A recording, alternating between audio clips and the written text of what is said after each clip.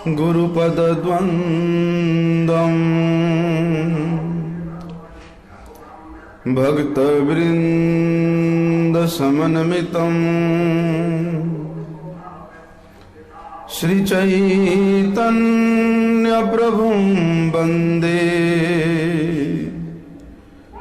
नित्यानन्दसहोदितम् श्रीनन्दनन्दनं वन्दे राधिका चरणद्वयम्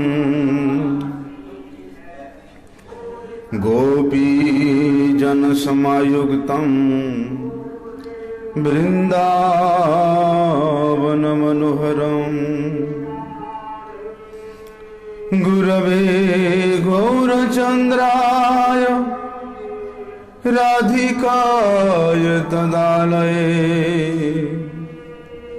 कृष्णाय कृष्णभक्ताय तद्भक्ताय नमो नमः। वाञ्छाकल्पतरोर्भ्यश्च कृपासिन्धुभ्य एव च पतितानं पावनेभ्यो वैष्णवेभ्यो नमो नमः।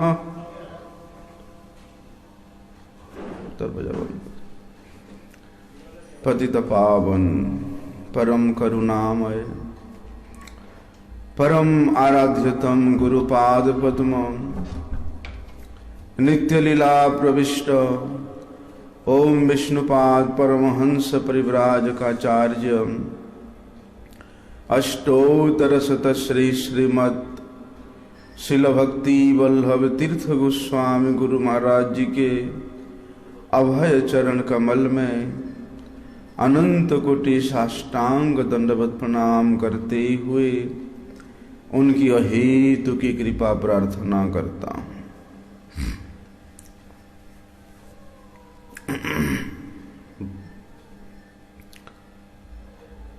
कितना सूक्ष्म विचार किया है,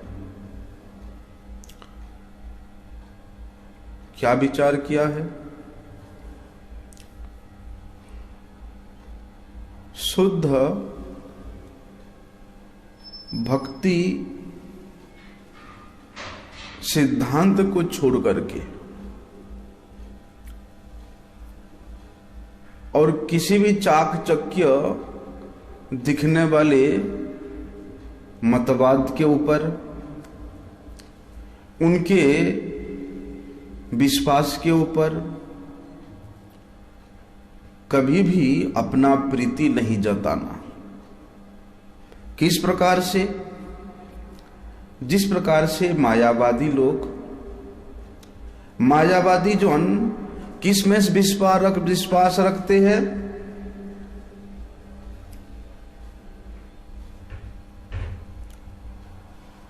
कि भगवान निर्विशेष है, निराकार है, निशक्तिक है,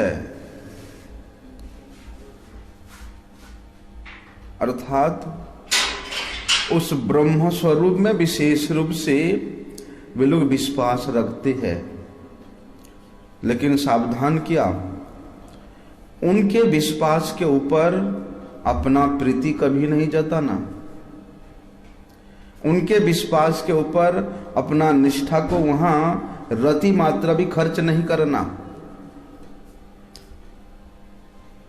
कर्मों के प्रति भी जो लोग विश्वास करते हैं कि यही कर्म ही हमको भगवत चरण प्राप्त करा देगा, और उन कर्मी जन जिन कर्म फल प्राप्ति की आशा लेकर के तपस्या करते हैं, उस प्रकार तपस्या से, उस प्रकार के कर्म के अभिलाषाओं से भी कभी अपना प्रीति नहीं लगाना। उन वस्तुओं में अपना मन को कभी नहीं लगाना, रति मात्र भी प्रीति वहां नहीं जताना। और जो व्यक्ति लोग अन्याभिलाषी है, अन्याभिलाषी अर्थात श्री कृष्ण भक्ति को छोड़ करके दुनिया के तमाम जितना भी अभिलाषा है वह अन्याभिलाष। तो जो लोग श्री कृष्ण भक्ति को छोड़ करके अन्य अन्य वस्तुओं में, अन्य अन्य फलों में, अन्य अन्य व्यक्तियों में विशेष रूप से विश्वास रखते हैं, उनके उस विश्वास के प्रति भी अपना प्रीति नहीं जताना, क्योंकि ये 3 प्रकार के जो प्रति है ये मन के वेग है, जिसको कि अविरोध प्रीति कहते हैं। अगर इस अविरोध प्रीति में हम अपना प्रीति रखेंगे, अपना निष्ठा रखेंगे, तो जो मूल प्रीति रखने वाला जिस वस्तु के लिए हम लोग आए हैं, जिस वस्तु प्राप्त करने के लिए हम लोग श्री गुरु चरण में शरणागत हुए हैं, उस वस्तु से फिर हमारा मन भटक जाएगा। इसलिए एकम शास्त्रम देवकी पुत्र गीतम, मैं गो देवो देवकी पुत्र एव एको मंत्रस्तस्य नामानि जानी कर्माप्यकम तस्य देवस्य सेवा। इसलिए एक में प्रीति रखना, एक में निष्ठा रखना भगवान श्री कृष्ण में, भगवान श्री कृष्ण के परम प्रिय जनों में। इसलिए वहां कहते हैं कि इस प्रकार के अविरोध प्रीति में अपना मन को कभी नहीं लगाना। कुछ प्रीति तो होता है विरोध युक्त क्रोध के द्वारा प्रकाशित होता है। किस प्रकार से? वो विरोध युक्त क्रोध भी मन का वेग है। इसलिए भैया मन को इधर उधर भटकने कभी भी नहीं देना, क्योंकि ये भक्ति के निरपेक्ष है। कर्म, कर्मी, ज्ञानी या अन्याभिलाष की जितना भी चेष्टाएं हैं वे सब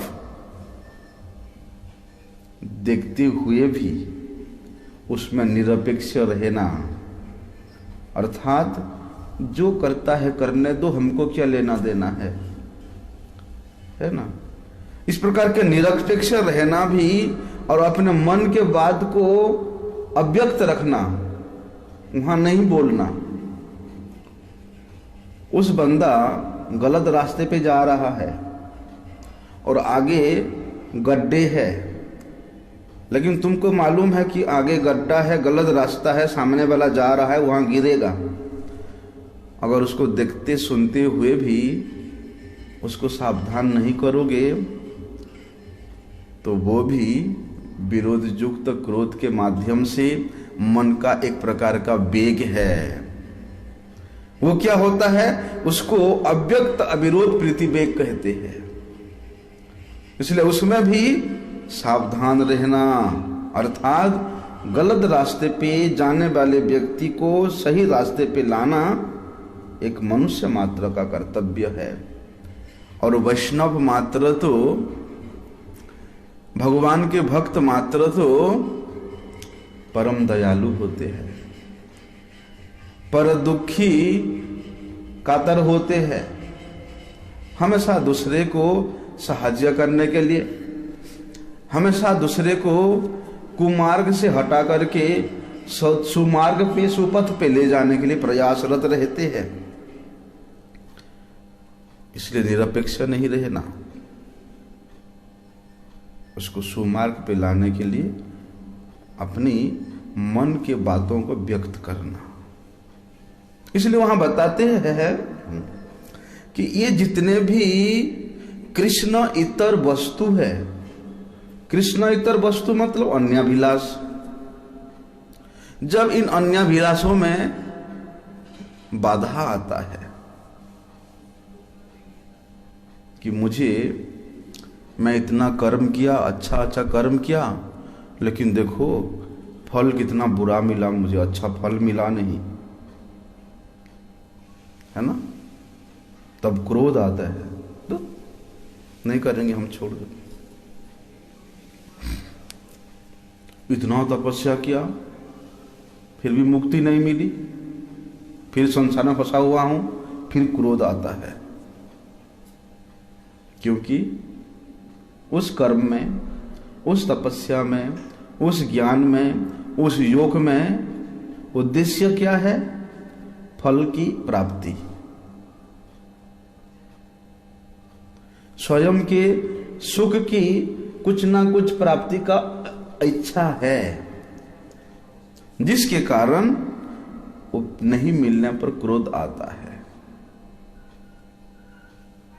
उसको बोलते हैं विरोध युक्त क्रोध। अरे तुम सही मार्ग पे जाओ, सही पथ का पथिक बनो, सही सिद्धांत को ग्रहण करो, तो उसका फल भी अपने आप सुफल मिलेगा। अब लगाओगे नीम का पेड़ और चाहोगे आम का फल, मिल सकता है? और नीम का पेड़ लगाओगे, सोचोगे कि आम का फल आएगा, और जब आम का फल नहीं आएगा, नीम कड़वा फल आएगा तो क्रोध आएगा, तो काट देते इस पेड़ को, कड़वा फल आ देता है, क्रोध आया। इसलिए बोलते हैं भगवान श्री कृष्ण के लीलाओं का चिंतन करना, भगवान के परम प्रिय भक्तजनों के श्रीमुख से भगवत वाणी को श्रवण करना, ये मन के वेग के अंदर नहीं आता है, वरम इससे, इस प्रकार के अपने मन को लगाने से तमाम प्रकार के जो वेग है वो अपने आप शांत हो जाता है। इसलिए वाचो वेगम, मनसः क्रोध वेगम, जीवा वेगम, उदरोपस्थ वेगम, इन सारी वेगों को दमन करने के लिए एक ही श्रेष्ठ उपाय है, वो है सताम प्रसंगान मम बीर्ज संविदो भवंत हृदकर्ण रसाजना कथा। संतों के संग में बैठो, भगवान के मधुर से मधुर गुण का, लीला का, चरित्र का श्रवण करो। इसी से ही अपने आप ये सब प्रकार के वेग दमन हो जाएगा। चलो, भक्ति सिद्धांत सरस्वती ठाकुर प्रभुपाद जी बोलते शरीर के जो वेग है उसको मुख्य रूप से 3 प्रकार से उन्होंने बताते हैं, जिह्वा का वेग, उदर का वेग और उपस्थ का वेग। जिह्वा का वेग क्या है? ना जी, रोज रोज एक ही रस मिलता है, वही दाल, वही सूखा सब्जी, वही रसा, कुछ रस नया होना चाहिए। तो नया नया रस आस्वादन करने का लालसा से प्रेरित होकर के लोग क्या करते हैं, जो अखाद्य खाना शुरू कर देते हैं, मांस, मांस, अंडा, मद्य, ये सब चीज खाना शुरू कर देते हैं। और जो लोग निरामिष है उनको कौन सा रस चाहिए? अरे घी से बनाओ, घी से तल के बनाओ, रबड़ी लेके आओ, मलाई लेके आओ, ये क्या सूखा सूखा खीर बना देते हो? इस प्रकार की अभिलाषा करना भी जिह्वा का वेग है। इसलिए वहां बताते हैं, कोई जिस दिन कम मिर्च डालेगा, अरे आज सब्जी कैसा बनाया, मिर्ची नहीं है, मसाला ही नहीं है, सादा सादा बॉयल कर दिया था। उसको तीखा भी चाहिए, खटाई चाहिए। लेकिन भगवान के भजन करने वाले साधु जन इस प्रकार के तामसिक भोजनों को कभी भी ग्रहण नहीं करते हैं। कुछ लोग तो, जो लोग नशा करने वाले होते हैं, उनको आजकल तो गुटखा आता है, क्या क्या नाम भगवान जाने, सुपारी, गुटखा, पान मसाला, गांजा, भांग, और क्या अफीम भी होता है ना, तुमने देखा? अफीम देखा ना? हाँ। ये सारी मादक द्रव्यों का भी वो लोग सेवन करने के ललायित रहते हैं कि कहाँ मिलेगा। और जिस दिन शराबी को शराब नहीं मिला, उस दिन तो अपने घर में तांडव मचा देता है, बच्चों को मारता है, पत्नी को मारता है, इसको फोड़ता है, उसको फोड़ता है। मतलब ये जीवा का वेग इतना खतरनाक है। इसलिए भक्ति साधन करने वाले मनुष्य को क्या करना चाहिए? ये सब मादक द्रव्यों से बहुत दूर रहना चाहिए। ऐसा कभी कभी तो हमारे आश्रम में कोई आते ही यहाँ के लोग गुटखा खाते खाते, वो गेट में घुसते ही पता चलता है कितना बदबू मारता है उस गुटके में, कैसे खाते भगवान जाने। तो खाना तो दूर भैया, दूर से भी कोई खाता है ना, तो अगर उसका थोड़ा सा भी बदबू नाक में आ जाता तो उल्टी जैसा भाव आता है।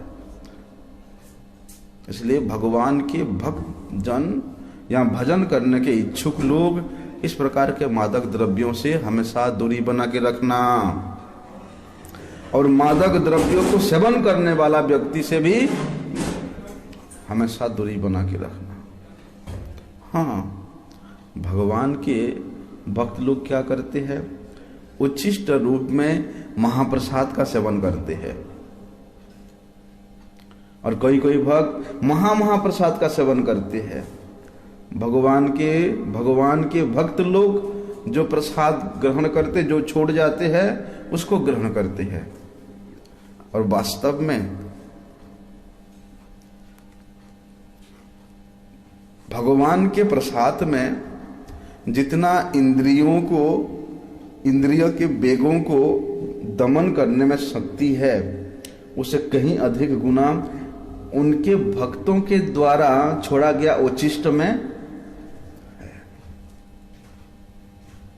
नारद जी महाराज का चरित्र आप लोगों ने श्रवण किया होगा।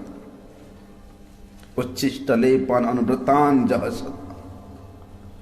नारद जी महाराज बताते हैं कि हे भगवान, उस कुटिया में मेरी माँ उन साधुओं की सेवा करती थी, और मैं छोटा सा बच्चा, और साधु लोग जो खाते थे उनका थोड़ा सा उच्छिष्ट मुझे मिल जाता था। उन साधुओं की उच्छिष्ट प्रसाद, महाप्रसाद खा खा के मेरा चित्त एकदम निर्मल हो गया। और उन साधुओं ने जितनी प्रीतियुक्त होकर के भगवान की सेवा में नियुक्त नहीं हो पाए, उससे कहीं अधिक गुना प्रीतियुक्त सेवा नारद जी ने प्राप्त किया। जड़ भरत महाराज शरीर छोड़ने के बाद हिरण जोनी प्राप्त हुआ, लेकिन उन्हें क्या करते थे?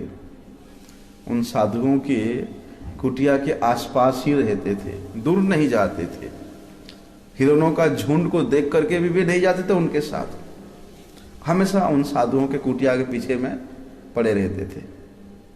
साधु लोग खाने के बाद पत्तल फेंकते हैं, उसमें कोई थोड़ा मोड़ा लगा रहता था उच्छिष्ट, उसी को खा के अपने जीवन गुजारते थे।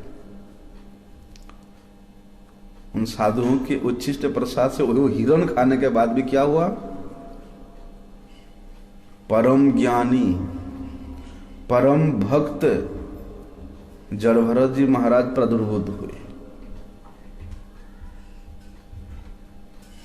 इसलिए भगवान के भक्तों के उच्छिष्ट प्रसाद में इस संसार को जीतने की सामर्थ्यता है। अर्थात 6 प्रकार के वेग अपने आप शांत हो जाता है भगवान के भक्तों के उच्छिष्ट को अगर हम पाते हैं तो। इसलिए अगर भगवान को अर्पित किया हुआ महाप्रसाद भोग उस सुस्वादु होने पर भी उसी जिह्वा वेग के अंतर्गत में नहीं आता, क्योंकि वहां विश्वास है महाप्रसाद गोविंदे नाम ब्राह्मणी वैष्णवे, क्योंकि उसमें विश्वास है कि ये महाप्रसाद स्वयं भगवान अपने मुख से ग्रहण किए हैं, यहां भगवान का दृष्टि पड़ाव है। इस प्रकार का विचार होना चाहिए। अरे पुजारी भोग लगाया, पता नहीं उसके हाथ से भगवान खाए या नहीं खाए।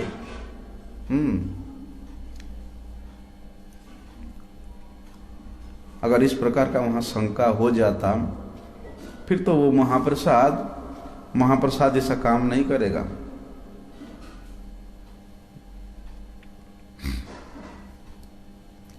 पुजारी अपने हिसाब जैसे सेवा करता है, लेकिन महाप्रसाद सेवन करने वाले के हृदय में विश्वास होना चाहिए कि भगवान के सामने ये भोग का थाली गया, मतलब भगवान का दृष्टि उसमें पड़ा, भगवान उसको आस्वादन किया। तो इस प्रकार विश्वास से युक्त होकर के अगर हम उस महाप्रसाद कितने भी स्वादु हो पर ग्रहण करते हैं तो वो जिह्वा वेग के अंदर में नहीं आता है।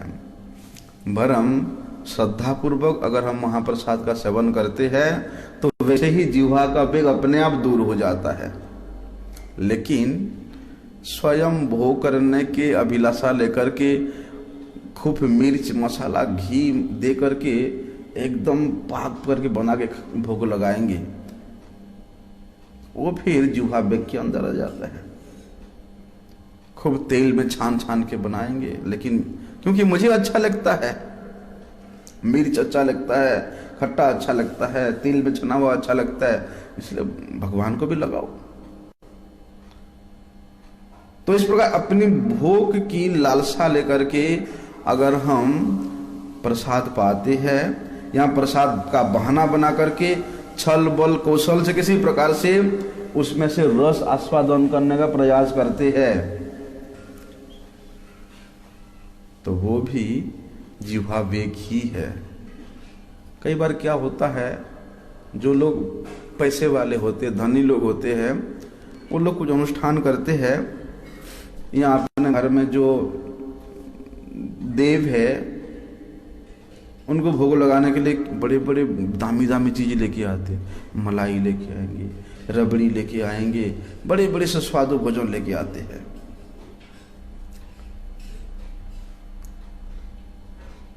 लेकिन जो निष्किंचन वैष्णव है उनके लिए उन धनी घर में जा करके भी उस प्रकार सुस्वादु भोजन नहीं करना चाहिए।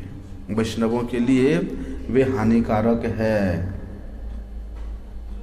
इसलिए बताते हैं जिह्वा लालसा की तृप्ति के लिए हम जितने भी प्रयास करेंगे उतना ही हमारे उदर की वेग और उपस्थ की वेग उत्तेजित होगा। इसलिए चैतन्य चरितामृत में बताया है कि जिह्वार लाल से जेई इति उति धाय शिष्णोदर परायण कृष्ण नाई पाए। उदर और शिष्ण ये दोनों वेग को दमन करने का जो मूल स्रोत है वो है जिह्वा। जिह्वा को इस प्रकार का रस आस्वादन कराओ जिससे ना उदर का वेग बढ़ेगा ना उपस्थ का वेग बढ़ेगा। ना जी आज वहां भंडारा है, वहां अच्छा बनता है, वहां जाके खाते हैं, आज कृष्ण नहीं मिलेगा। जिह्वा को संतुष्ट करने के लिए कई बार तो ऐसे भी होता है, अरे गौड़ीय वैष्णव लोग कभी किसी दूसरे संप्रदायों के यहाँ अपर संप्रदायों के यहाँ जाके प्रसाद नहीं पाते हैं, लेकिन ऐसे भी देखने को मिलता है कि वहाँ 100-200 प्रणामी मिलेगा, उसके चक्कर में वो मायावादी हो या कोई भी हो उसके पास जाके बल खा के आ जाते हैं धर्म भ्रष्ट करने के लिए। नहीं, ऐसा कदापि नहीं करना चाहिए। इसलिए बताया कि जिह्वा के लालसा को प्रतिपूर्ति करने के लिए अगर हम कभी ये होटल में, कभी वो रेस्टोरेंट में, कभी वो आश्रम में, कभी वो मठ में, कभी वो भंडारा में जाके अगर हम प्रसाद पाने का व्यवस्था करेंगे तो कृष्ण कभी नहीं मिलेगा। क्योंकि जितना मेद युक्त, जितना शक्ति युक्त भोजन करेंगे हमारे उदर और शिष्ण उतना ही परेशान करेंगे। इसलिए तो बताया कि भालो ना खाइबे और भालो ना पड़ेबे। कि भैया अच्छा अच्छा नहीं खाना, अच्छा अच्छा खाने में लग जाओगे तो भजन से दूर चले जाओगे। इसलिए जीवा के लोभ से जो लोग इधर उधर दौड़ते रहते हैं, उस प्रकार के कामाचारी पेटू व्यक्तियों की कभी भी कृष्ण की प्राप्ति नहीं हो सकता, कभी वे भी कृष्ण की भक्ति नहीं कर सकते हैं। बड़े सुंदर सुंदर मूल्यवान वस्त्र पहनेंगे, उस प्रकार व्यवहार करने का लालसा भी ये वेग के अंदर ही आता है। स्वादिष्ट भोजन करना, अच्छा अच्छा मूल्यवान वस्त्रों को पहनना, ये साधक के लिए हमेशा वर्जनीय है। सावधानी पूर्वक एक भक्ति साधक को वर्जन करना चाहिए, क्योंकि जो पेटू व्यक्ति होता है सामने आया खाता रहता है। पेटू व्यक्ति लोग ही ज्यादा बीमार पड़ते हैं।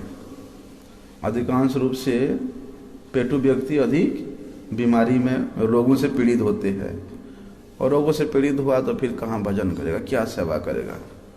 इसलिए अत्यधिक भोजन करने से बड़ी असुविधा होती है, मोटापा आ जाता है। बाह्यिक दृष्टि से देखा जाए, एक तो मोटापा आ जाता है, फिर नाना प्रकार के रोग से ग्रस्त हो जाता है, उसके बाद आलस आ जाता है, और आलस्यता के कारण वो जब कुछ नहीं कर पाता तब क्रोध आता है, और उसी क्रोध से फिर उसका क्रम के अनुसार सब कुछ शुरू हो जाता है।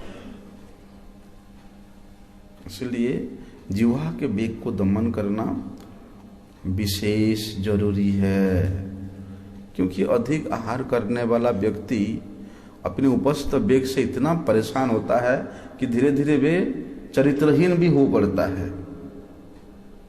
इसलिए जितना उचित है उतना ही भगवत प्रसाद सेवन करना चाहिए। नियम के अनुसार एकादशी व्रत का पालन करो,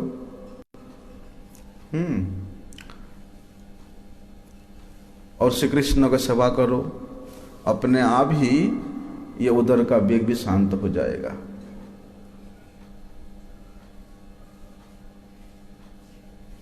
उपस्थ वेग वो क्या है? हमारे शास्त्र में विवाह का व्यवस्था है, शास्त्रीय समाज विधि के अनुसार विवाह का व्यवस्था है। जो गृहस्थी लोग विशेष रूप से शास्त्र विधि से विवाह आदि करते हैं और संतान उत्पत्ति के लिए वो लोग प्रयास करते हैं, संजद होते हैं,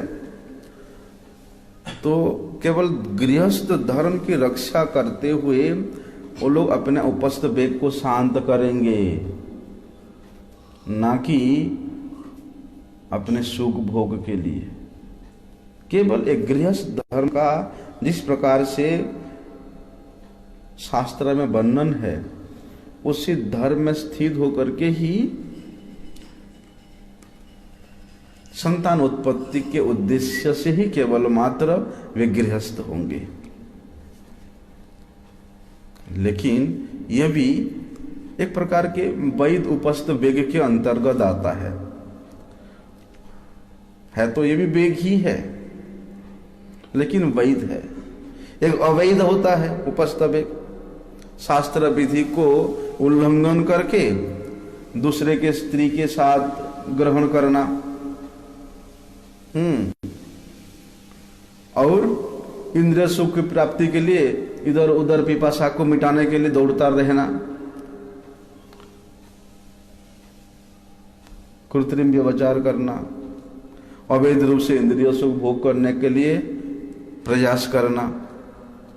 तो ये अवैध रूप से अपने इंद्रिय सुख को भोग करने के प्रयास को, चाहे वो गृहस्थी हो चाहे वो गृह त्यागी हो, ये दोनों के लिए ही भक्ति साधना में बाधक है। इसको त्याग करना पड़ेगा। ये दोनों प्रकार के वेग, चाहे वो गृहस्थ हो चाहे गृह त्यागी हो, ये क्या करता है? जिह्वा के वेग को, उदर के वेग को, उपस्थ के वेग को और अधिक शक्तिशाली बना देता है। इसलिए भैया इन वेगों से दूर रहना।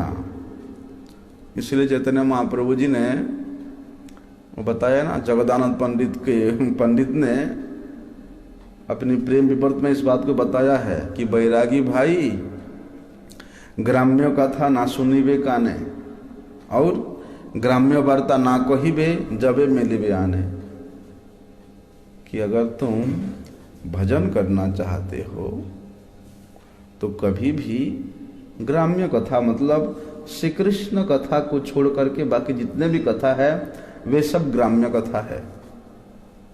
और ग्राम्य कथा इसलिए पढ़ा, गांव में विशेष में देखा जाता है, चाहे 2-4 लोग एकत्रित हो गए तो दुनिया की बातें करने लग जाएंगे।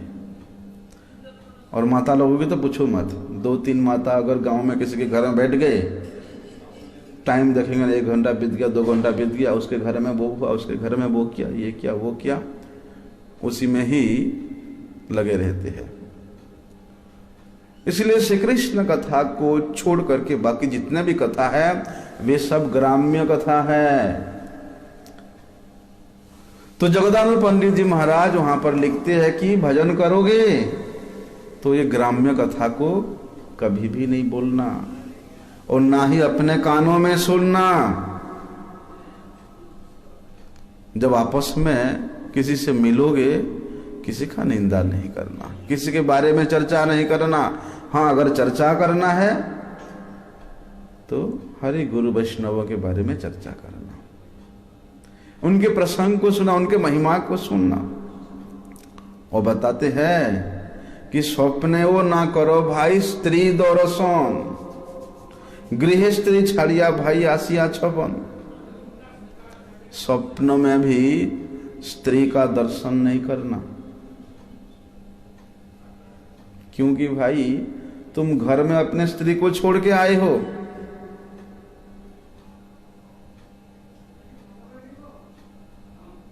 और यहां आके स्त्री का सपने में भी तुम सोचोगे तो कहां से भजन करोगे। इसलिए बोलते हैं यदि चाहो प्रणयो राखिते गौरांगेर सन, अगर गौरांग महाप्रभु के साथ प्रीति रखना चाहते हो, श्रीमन महाप्रभु के चरणों में अपने मन को अर्पित करना चाहते हो, तो एक बात याद रखना, छोटो हरिदासेर कथा थाके जनो मने। छोटे हरिदास के उस प्रसंग को याद कर लेना। सपनों में भी अगर कोई स्त्री का चिंतन तुम्हारे मन में आता है तो छोटे हरिदास का क्या, महाप्रभु जी ने छोटे हरिदास को निमित्त बना करके क्या शिक्षा दिया। हालांकि छोटे हरिदास जी इतनी कोई बड़ा अपराध नहीं कर दिए थे, और वही छोटे हरिदास जी महाप्रभु जी के अत्यंत प्रिय थे। जब कीर्तन करते छोटे हरिदास जी, महाप्रभु भाव में विभोरित हो जाते थे। लेकिन जगत को शिक्षा देने के लिए श्रीमन महाप्रभु जी ने अपने परम प्रिय हरिदास को निमित्त बना करके त्याग दिया उनको। क्या क्या था उन्होंने? माधवी, श्रीमन महाप्रभु जी के प्रेम के 3.5 पात्र हुए। उनमें से 3.5 में से जो आधा है ये माधवी थी। वयस कितना है? 80 साल उम्र है।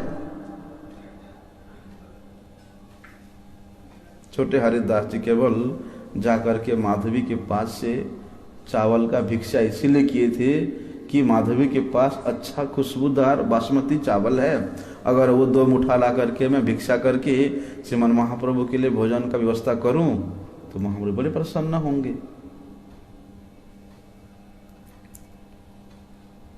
केवल इतना। इसलिए वहां कहते हैं कि छोटे हरिदास के बात को याद कर लेना कि महाप्रभु जी ने उनके साथ कैसा उनको त्याग दिया था। इसलिए भालो ना खाइबे आर भालो ना परिबे, हृदय तेरा कृष्ण सर्वदा चिंतिबे।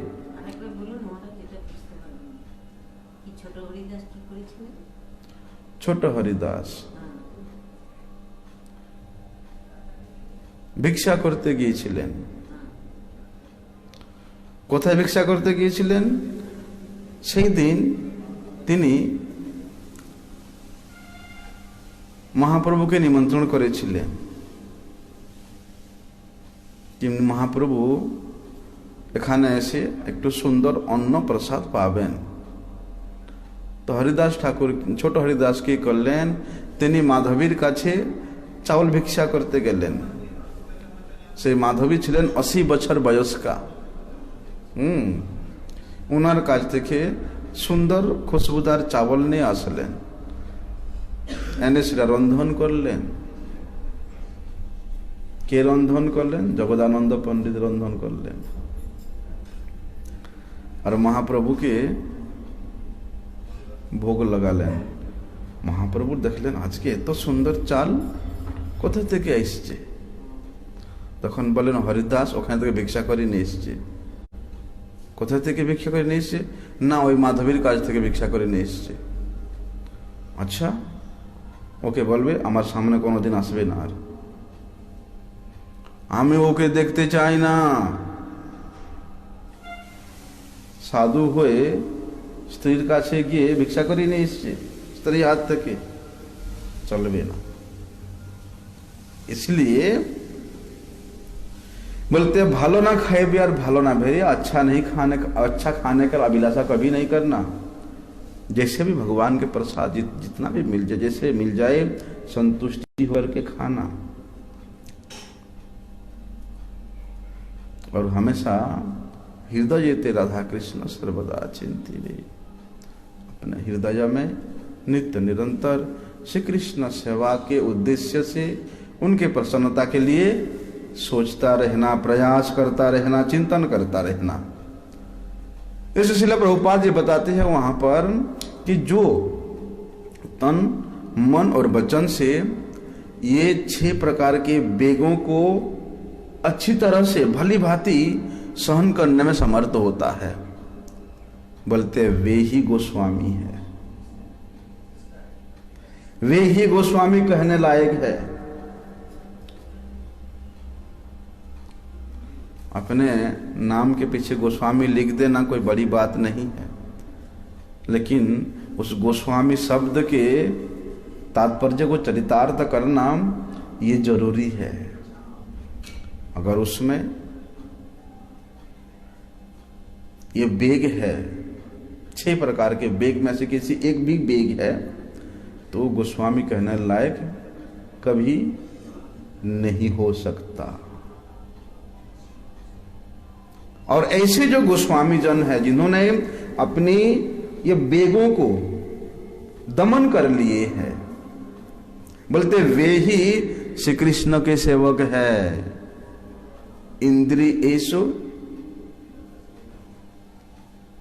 इंद्रिय अधिपति की सेवा में जिन्होंने अपने प्रत्येक इंद्रियों के वृत्ति को लगा दिए हैं, वे ही श्री कृष्ण सेवक है।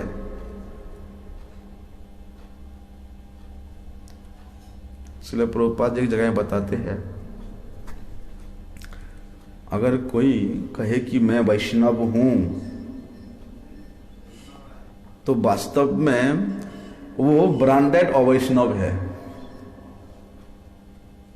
प्रभुपाद जी एक जगह में लिखते हैं, अगर कोई कहता है कि मैं वैष्णव हूं, आमी वैष्णव, तुमी वैष्णव, आप वैष्णव, अरे मैं तो वैष्णव हूं, मैं इतना भजन साधन कर रहा हूं, इतना सेवा पूजा कर रहा हूं, इतना हरिनाम कर रहा हूं, मेरे से बड़ा वैष्णव कोई है? जो इस प्रकार का अभिमान लेता है, बोलते हैं वो ब्रांडेड अवैष्णव है। वैष्णवता का होना और वैष्णवता का अभिमान होना ये बड़े ही विचारणीय विषय है।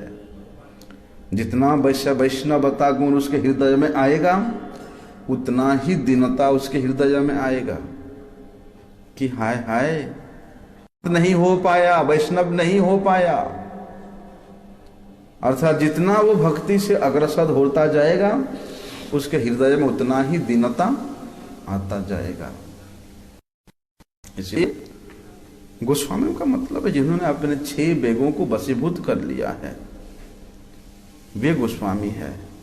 और जो ये 6 वेग को वशीभूत नहीं किया, वे कभी गोस्वामी नहीं हो सकते हैं। ना जी, हमारे पिताजी गोस्वामी थे, इसलिए हमारे वंश में जितना भी बच्चे होंगे सब गोस्वामी है। नहीं, वो गोदास है। वे गोस्वामी नहीं है, वो गोदास है। गोदास का मतलब माया का दास है। अगर वे भी श्री कृष्ण का भक्त बनना चाहते हैं, श्री कृष्ण का सेवा करना चाहते हैं, कौन? ये माया के दास, ये गोदास, तो उनको क्या करना पड़ेगा? यथार्थ रूप से महाजनों के चरणों में, गोस्वामी जनों को चरणों में, वैष्णव जनों के चरणों में शरणागत होकर के उनके अनुगत्य को स्वीकार करना पड़ेगा। इसके सिवा दूसरा कोई उपाय नहीं है। नहीं तो हमेशा माया का दास होके ही रहोगे, हमेशा गोदास होके रहोगे भैया। श्री कृष्ण दास बनने के लिए श्री कृष्ण के दासों के चरणों की धूल में अपने आप को नहलाना पड़ेगा, उनके अनुगत्य स्वीकार करना पड़ेगा। इसलिए जो अवशीभूत इंद्रिय वाले कभी भी हरिभक्त नहीं हो सकते। जिन्होंने अपने इंद्रियों के उस तेज को वशीभूत कर लिया है, केवल ये ही श्री कृष्ण भक्त बन सकते, केवल ये ही हरिभक्त हो सकते हैं। अवशीभूत इंद्रिय वाले व्यक्ति कितना भी डींग मारे कि हम हरिभक्त है, हम वैष्णव है, हम भगवान के प्रिय है, हम गोस्वामी है, इसलिए तो प्रहलाद महाराज बताते हैं कि मतिरिन कृष्ण परतः सतोबा मिथो अभिपद्येत गृहव्रतानाम अदांत गोभीर विशतांतमिश्रम पुनः चर्वित पुनः पुनः चर्वित चर्वनाना। प्रहलाद महाराज बताते हैं कि ये संसार के लोग जो कि पीसे हुए को बार बार पीस रहे हैं, चबाए हुए चीज को बार बार चबा रहे हैं, उनकी इंद्रियां बस में नहीं होता है, जिसके कारण वे भोगे हुए विषयों को बार बार भोगने के लिए प्रयास करते हैं। और जितना बार बार उसको चबाओगे उतना ही घोर नरक में पतित होते जाओगे। इसलिए ऐसे गृहासक्त व्यक्ति अपने बुद्धि को खो देता है, अपने आप को ठिकाने नहीं लगा सकता। तो प्रहलाद महाराज वहां बताते हैं कि हे पिताजी, जो व्यक्ति बार बार भोगे हुए वस्तुओं को बार बार भोगता है, चबाए हुए गन्ना को बार बार चबाता है, तो उस व्यक्ति को कौन बुद्धि दे? वो दूसरे के बुद्धि से या अपने स्वयं के बुद्धि से या लोगों के सिखाने से?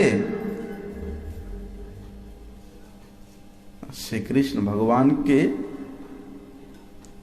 भजन नहीं कर सकता, जिसका वृत्ति इस प्रकार पुनः पुनः चर्वित चर्वना नाम, क्योंकि वे गृह में आसक्त है, वे विषय में आसक्त है, वे इंद्रियों के भोगों में आसक्त है। क्योंकि हिरण्यकशिपु पूछता है प्रहलाद महाराज को कि रे प्रहलाद, तुझे ये सारी बातें किसने सिखाया? कौन सी बातें? तो जिसका भजन कर रहा है, जिसका कीर्तन कर रहा है, और तू अकेले ही नहीं, जितना भी असुर बालक थे तुम सबको कीर्तन करा है, सबको सिखा रहा है। तुम तो छोटे से बच्चे, तुमको किसने सिखाया? क्या तुम्हारे गुरु ये संड अमर को सिखाया? तो प्रहलाद महाराज बताते हैं पिताजी, ये संड अमर, ये गुरु नामधारी जो दो व्यक्ति है, ये स्वयं ही विषय में फंसे हुए हैं, ये स्वयं ही बार बार संसार के भोगों को भोगते हैं, तो उनके सिखाने से क्या कोई भजन कर सकता है? हाँ, कोई साधु सिखाएगा, कोई वैष्णव सिखाएगा तो अवश्य भजन में लग सकता है। लेकिन आपने जिसको हमारे टीचर के, हमारे गुरु के रूप में नियुक्त किए है, संत अमर, वे तो सबसे बड़ा विषय ही है, उनके सिखाने से कोई भजन करेगा? ऐसा। इसलिए वहां बताते हैं, क्या बताते हैं कि इन 6 प्रकार के वेगों को दमन करना विशेष रूप से भक्ति साधक इच्छुक व्यक्ति को करना चाहिए। तब जाके भक्ति के मंदिर में प्रवेश करने का अधिकार मिलेगा, तब जाके भक्ति साम्राज्य में प्रवेश करने का अधिकार मिलेगा। ये तो केवल अधिकार प्राप्त कराता है, ये 6 प्रकार के वेगों को दमन करने से। लेकिन भक्ति तो भगवान के स्वरूप शक्ति की ये सप्रकाशिका वृत्ति है। अगर भक्ति जिसके हृदय में प्रादुर्भूत हो जाता, ये वेग तो अपने आप दूरीभूत हो जाते हैं। ये मन के वेग, उपस्थ का वेग, शरीर का वेग, उदर का वेग, क्रोध का वेग, जिह्वा का वेग अपने आप शांत हो जाता है अगर भक्ति के अनुसरण करे तो।